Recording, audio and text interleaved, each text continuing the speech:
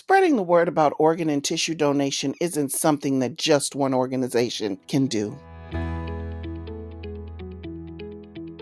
You've heard the phrase, "It takes a village." Well, it's true here too. I'm Monica Fox, kidney transplant recipient and Director of Outreach and Government Relations for the National Kidney Foundation of Illinois, and the host of the Journey Continues podcast. Before I was a podcast host, I was a podcast guest on the Gifted Life podcast from LOPA, better known as Louisiana Organ Procurement Agency. In 2019, I was a guest, and when they heard that I had become a podcast host, they invited me back.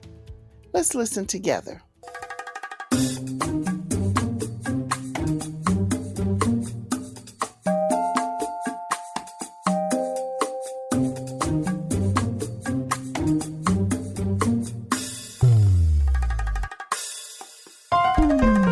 Hello, and welcome to the Gifted Life podcast, where we have conversations about organ, tissue, and eye donation and transplantation. You can always find us at thegiftedlife.org.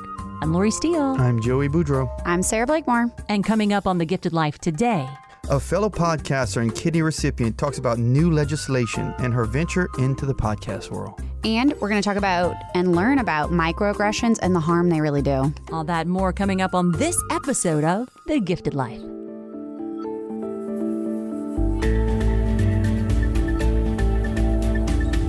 Here on the Gifted Life podcast, we are proud to welcome back a friend, Miss Monica Fox. How are you? I'm great, thanks. How are you? Good. Monica, guys, if you remember, she was on episode 110. That was back in 2019, if you can believe. But she is a kidney transplant recipient and Director of Outreach and Government Relations for the National Kidney Foundation of Illinois. An amazing human. I saw her presenting at the AMAC conference, which is the Association for Multicultural Affairs and Transplantation.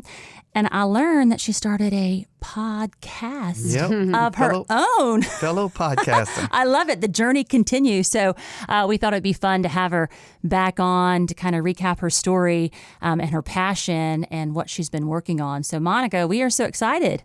Oh, thank you. I am so excited, too, to be back on with you guys, because I have to tell you, the first thing I have to tell you is that your podcast inspired me to start a podcast. Oh, that's amazing. So Paying it was forward. so fun being on your podcast, and I started listening to it, and I just loved it. I mean, I'm not in general like a podcast listener, but you guys converted me. And,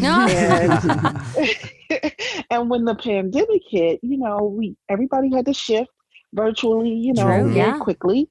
And as you stated, I'm the Director of Outreach, and outreach came to a complete halt. Like, where are you going to go? You couldn't go out. And, the general public needs to get this message. So I was like, well, maybe we could do a podcast. And so came up with the idea, pitched it to my team, and they loved it, and got ourselves some funding, and here we are. And I have to give credit to my CEO, Jackie Bishop Burgess. She came up with the name, and I do love the name, The Journey Continues. Oh, yes. Just like I love the name, The Gifted Life. Oh. So. Well, it is such an important topic, and for many reasons. And, true story, Monica, I've been a nurse for 25 years. I've been a chief clinical officer here at LOPA for a long time, but and I am a data guy. So I look at numbers and things, and I knew it was very easy for me to, it comes to the top of my head immediately. There's 90,000 people who are waiting on a life-saving kidney. But in prep to have a conversation with you, I quickly looked at the numbers in America of chronic kidney disease, and I have to say I was astounded. I am mind blown. So is this right? 37 million adults here in the United States are suffering from chronic kidney disease? That is right. And what many people don't know is that there are 5 stages of chronic kidney disease, 1 through 5. When you get to stage 5, it's dialysis or transplant or die, just to be frank.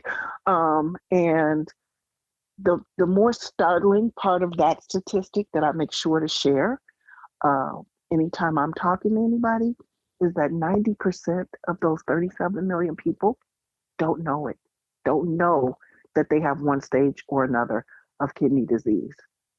And I was one of those 90%. I didn't know. I was walking around thinking I was healthy. Um, and at the end, because what happens is kidney disease doesn't have any specific symptoms. Chronic kidney disease doesn't have any specific symptoms in the early stages that can't be attributed to something else. So I was suddenly diagnosed with kidney failure in 2013. I had for a couple weeks. I had some what I know now is shortness of breath, but I really felt I thought I had a sinus infection because I had this cough, this mucousy cough. I didn't know that I was drowning in my own fluid. That the fluid was filling up my uh, cavity, basically. And I was feeling really tired. Um, and I eventually, after, sort of 2 weeks of that and then losing my appetite, not being able to eat, my parents and my family they looked at me and they said, my dad said, you're not getting any better. You need to go get treatment. You would need to go see somebody. And so when I finally went, I drove myself to the emergency room. And the last thing I recall is that my sister rode with me. She was ready to drive me, but I had actually went to work that day. I went to work and I basically couldn't make it from my desk to the bathroom without extreme fatigue. So I left there, and as I drove home, um, I told my dad I was going home because I wasn't feeling well, and they basically decided you're going directly to the emergency room. So when I got home, my sister was waiting for me in her car in the driveway, and she said, "Come on, I'm taking you to the ER." I said, "No, you have to get in with me. I can't get out. Too tired. You have to get in with me." And I drove to the emergency room, and she put me in a wheelchair and rolled me up to registration. I did my own registration, and I woke up 4 days later having had my first dialysis treatment. Wow. And the only thing I remember in between that was just that my sister said to me at some point in the ER that, my labs had come back, and she said, "They say your kidneys have failed. Your heart rate is erratic, um, and your blood pressure is low. They're going to need to put you into an induced coma. And you've got a fight ahead of you. What are you going to do?" And I had a daughter in college at the time. So I said, "I have a daughter who needs me. I got to fight." And so my sister went about advocating for me, advocating that fight. And I did what I could. I woke up and in the middle of the night in the ICU, and all I could see was the ceiling, and all I could hear was the machines. And all I could think was, yeah, I'll back it up a little bit. She had said, um, they said that I might not survive the first 24 hours. My condition was so critical. Um, and they needed to put me in this induced coma. And I said, "I need to know who's going to wake me up." The cardiologist appeared from out of nowhere, it seemed. And he said, "I'll be the one to wake you up, and you'll go to your daughter's graduation." Spoiler alert, she graduated. I was there. But, waking up in the middle of the night in the ICU, I was in the ICU for 2 weeks. And all you could hear was the machines, the beep of the machines, and the machine breathing for me. It just felt so out of control. But all I could do was look at the ceiling and pray to God and ask God, "Why did you save me? And what is it that you have for me to do?" Because God wouldn't have saved me if He didn't have a purpose for my life. And I now realize He had to bring the big mouth to kidney disease, The big to personality. sit in a dialysis chair for 3 years to gain what I call a master's in personal health, so that I could raise awareness about organ donation and kidney disease and help others who are walking the same path on the same journey. I love to watch you present. You're one of my favorite presenters because you keep it light, got some humor in there, but then you're so passionate. Like you could just tell when you're talking, like just when you told your story about how passionate you are. So when I learned about your podcast, The Journey Continues, and I just went to the podcast app on my phone, typed in The Journey Continues, and there it is. The logo's blue, orange, white, beautiful. And then I just started listening. It's a podcast. You want to promote kidney health and donation stories, and you just let people take you on their journeys. It's beautiful. Thank you. I love it. I enjoy it. The stories are so powerful, and stories are what people listen to and how they learn. You know, I mean, some people are about data, and and that motivates them, but those are few and far between. It's true. People are driven by the stories and the life of others, and these are true stories. And full disclosure here too, again, I'm a data guy, but I am a stories guy. To me, data tells a story in a way for me. It does. But what drew me to organ donation were the stories, and was the impact that one person saying yes can give life to so many others. And we have the same thing here. Of course, you were on, so you were part of our stories, and you were one of the reasons that we do this. To be able to deliver those stories and have people listen to that is such an impact, as far reaching beyond what we can even hope for. Yeah. So I agree. And talking about storytelling, do you have a favorite episode that you have done on your podcast so far where you heard something just so impactful? Each one gets better than the next, but the very first episode is one that just holds my heart, and literally holds my heart. But it's the story of a donor mother, and her son's heart transplant recipient. And it is absolutely amazing to witness, to hear the relationship they have developed, and the way that organ donation has allowed that mother to go on with her life, and the way that she is able to stop at the most difficult times in her life, where she, thinks about her son and the fact that he was shot dead on her porch at the age of 20 years old.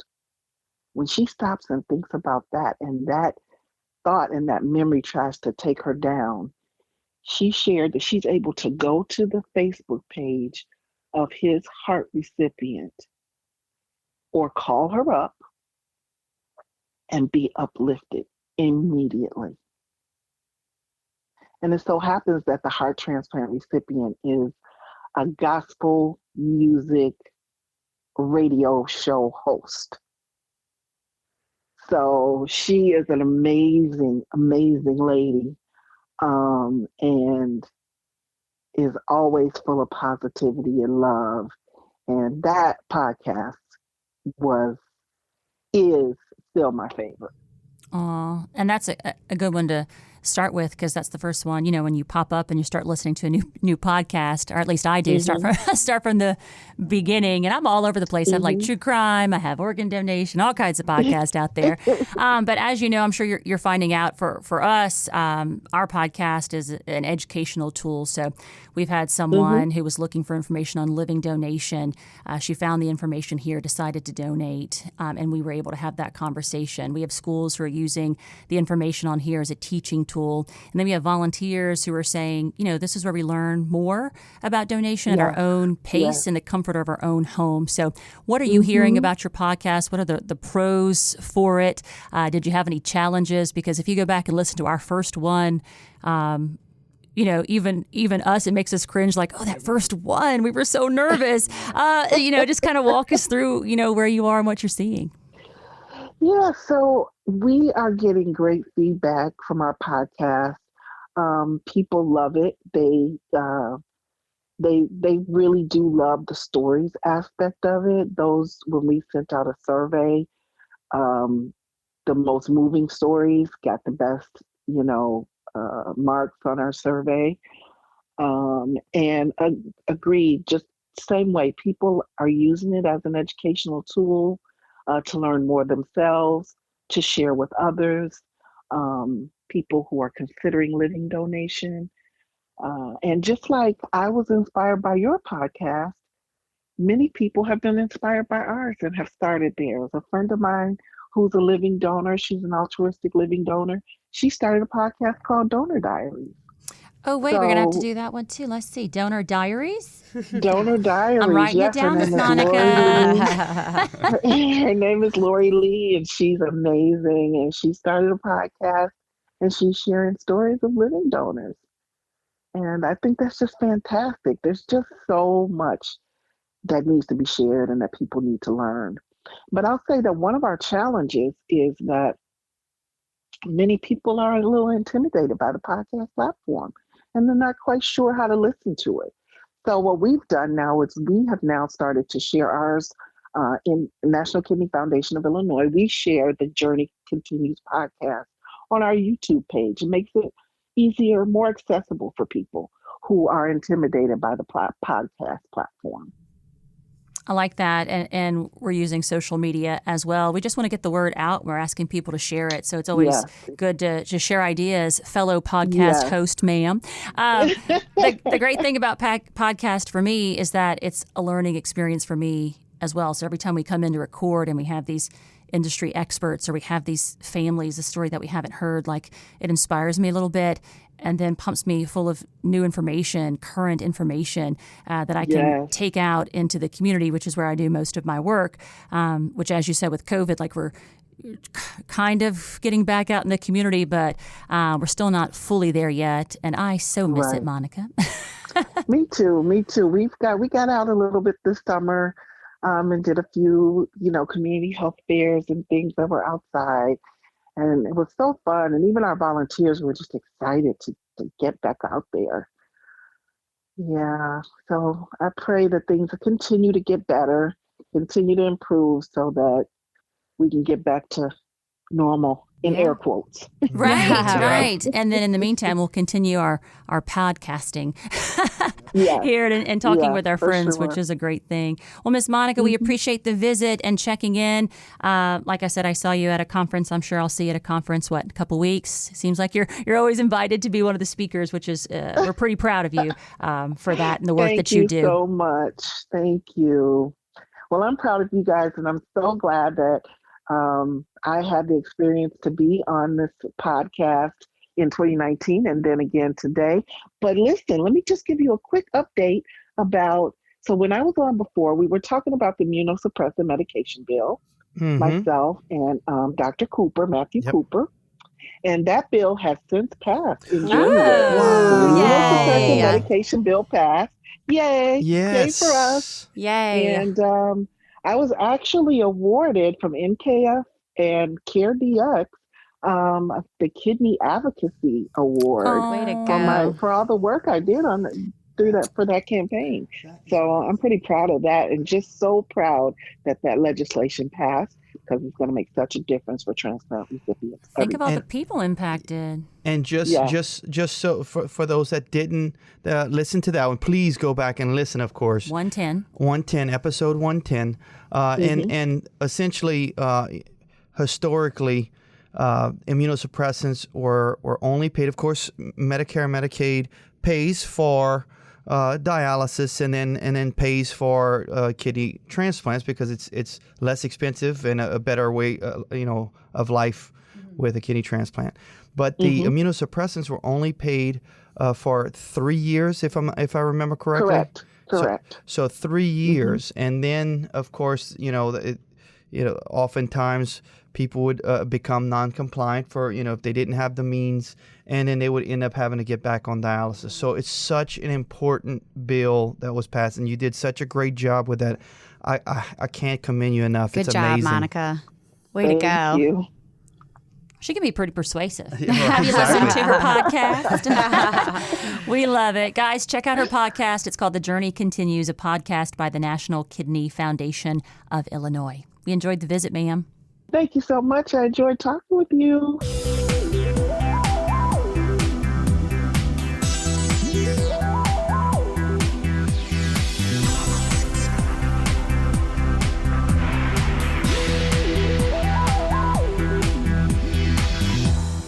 on The Gifted Life, we take a moment for mental health. Yes, Sarah, what do we have today? Okay, so today we are going to talk about the detrimental effects of microaggressions. So as our society is becoming a lot more socially conscious, and we are doing so much research right now on the effects of racism systemically, and also going into depth on what a microaggression is and how those are just as important. So first, I thought what we could do is just explain what a microaggression is. Right. What is it? So essentially, it's an indirect, subtle, or unintentional discriminatory act against members of marginalized groups. So in this context, we are going to be talking mostly about racially marginalized groups. Mm-hmm. So an example of that would be if a security officer follows around a black man in a store because he doesn't trust him. Or if a teacher tells a Latino student, oh, you speak English so well, even though they've been born and raised in an English-speaking community. Mm-hmm. So it's these subtle things that happen that aren't overtly violent, but they're still incredibly harmful to marginalized groups. Mm-hmm. And I studied a little bit about it just because we talked about the training here at LOPA that leadership put into place so that you understand and can recognize better and how that impacts people who hear it. Because sometimes you hear it so much, you don't think much of it until you sit down and really think about it. And listen to people. Yeah. I think that's the most important part of this is leading with a listening ear and wanting to understand. So that's what we're trying to do here is all be better about that. So how is it negatively affecting marginalized groups, microaggressions? So we have a lot of research that there are psychological and physical detriments to this. So low self-esteem, increased levels of stress, anxiety, depression, even suicidal thoughts of people who experience microaggressions. They're also more likely to feel sadness, anger, and hopelessness. Some physical things, they experience stomach aches, headaches, sleep problems, even high blood pressure. And people who are the victims of microaggressions also use alcohol and tobacco more often. So these are psychological and physical ailments that are directly related and linked to these microaggressions. Real. Yeah, I can see it. It's real. And it's something that we can't shy away from talking about anymore, I think. So if you are a person who has experienced a microaggression, what are some coping mechanisms? So the first one I want to talk about is that you need to be able to connect and find a supportive group with your family and friends. A lot of people who are in your racial cultural group who you can rely on, who you can go and find a safe place to discuss these things with. This could be anything from using humor and joking about the microaggressions with your loved ones who you trust, as formal as going to a mentor program with people in this cultural racial group that you can really rely on for guidance on how to react to this, how to process it, how to cope with it. Another strategy is to use micro affirmations. So essentially it's the opposite of a microaggression. And this is where people of color consciously affirm each other's value, integrity, and their shared humanity. Be a good human. Yes. Yeah. Yeah. And turn it from a microaggression to a microaffirmation. It's really powerful within your group. Another coping mechanism is what we call a resisting coping mechanism, and that's combating it. So if somebody says something to you that's a microaggression, combat it. Say, that makes me feel very uncomfortable and I don't point it out. Yeah. I don't like the way that you just said that, and that makes me feel this way. And why. Okay. Yes, and the why. Yeah. So don't be afraid to communicate it that is not okay with you and draw a boundary with that person. And that may be the first time that person hears the other side. Yeah. Right. And if you don't say the why, because it could be, someone could be intending on having a micro affirmation and in their mind, and it might be heard as a microaggression. Right. Mm-hmm. Because some of the things that you said there as examples, I can see how it could, even that could be potentially seen depending on who you are, taken a certain way.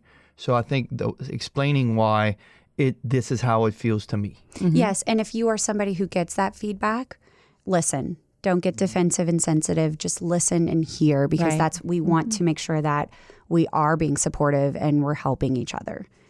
The last coping mechanism is what we're going to call a self-protective coping mechanism. So this is when we come into that self-care. So take care of yourself, affirm yourself, give yourself affirmations, but also go a step further and read about the powerful, prominent people in your racial group who are successful, who lead the way in making positive change for your people, and see how affirmative and how positive your group is and how impactful that could be for you. It's going to make you feel less self-conscious. It's going to make you want to be empowered to go be the best person you can be. Like it. Good tips. You have a topic you'd like us to cover? Email us at info@thegiftedlife.org. In our question and answer segment, what is the most needed organ? Take it away, Joey. Well, what we see most often is that there's the highest need for kidneys. Over 90,000 people right now, of the 100,006 that are waiting for a life-saving organ, over 90,000 are waiting for a kidney, which is astounding. But it's simply a drop in the bucket when you consider the amount of people who actually have kidney disease and ultimately will need a kidney at some point. The CDC, according to the National Kidney Foundation, the CDC data states that there are about 37 million adults here in the United States alone who have chronic kidney disease. Many of them don't even know it. So what that amounts to is it's basically about 1 out of every 7 people, adults that you run into, have chronic kidney disease. So, some of these obviously are varying in degrees of severity. So some of them may have a much lower urine output, and they don't even know about it. They might have hypertension and diabetes, which are the 2 biggest risk factors for it, but then they don't really recognize that they have a kidney function issue. But what I'm here today to do is encourage anyone who's got, especially those who have hypertension, high blood pressure, and diabetes. If you've got any issues with urinating or any issues with your urine output, to please follow up with your primary care physician, because you may also be one in this same number. So it's astounding. Unfortunately, it's only getting worse.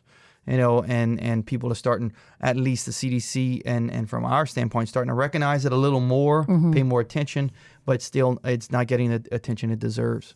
All right. Do your part, guys. If you have a question, you can give us a call, 504-648-3477.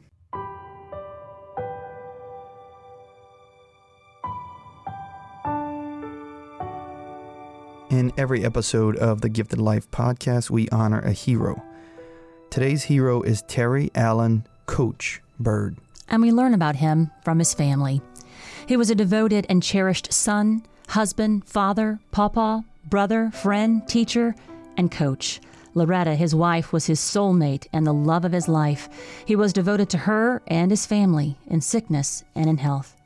He touched the lives of so many people, both adults and children, as a teacher and coach at Bogalusa Middle School and Bogalusa High School for 32 years. He had a way of listening and influencing people, children and adults alike, that is rare in today's world. One can only hope that he can continue to touch as many lives in his death. Allen always wanted to donate his organs upon his death in order to help someone in need. He gave above and beyond what was expected of him, especially when it concerned students, athletes, or family. It was all about the children. He read his Bible every day and was proud to be a child of God. There is no doubt that he is in heaven praising God with the angels, probably trying to start a baseball, football team.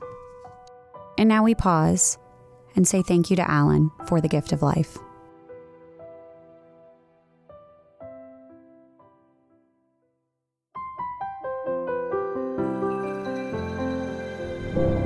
And that is going to do it for episode 174 of The Gifted Life. Thanks for listening, guys. And remember, you can register anytime as an organ, tissue, and eye donor at registerme.org. Yeah, thanks to Monica Fox for not only for coming onto the podcast twice, not once, but twice.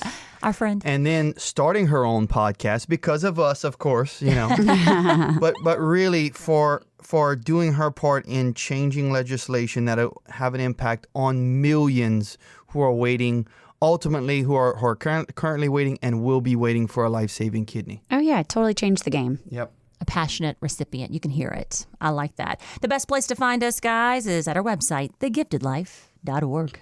You can listen to any of our episodes on our website or wherever you like to listen, whether it's Google, Spotify, or Apple. If it is Apple, go ahead and leave us a 5-star rating and subscribe so that others can find us. On social media, you can find us on our Facebook page, The Gifted Life Podcast, on Twitter and Instagram at Gifted Life Pod. We appreciate you visiting us there as well. And we do hope that you go out and do something you would normally do to help us make life happen. Thanks, guys.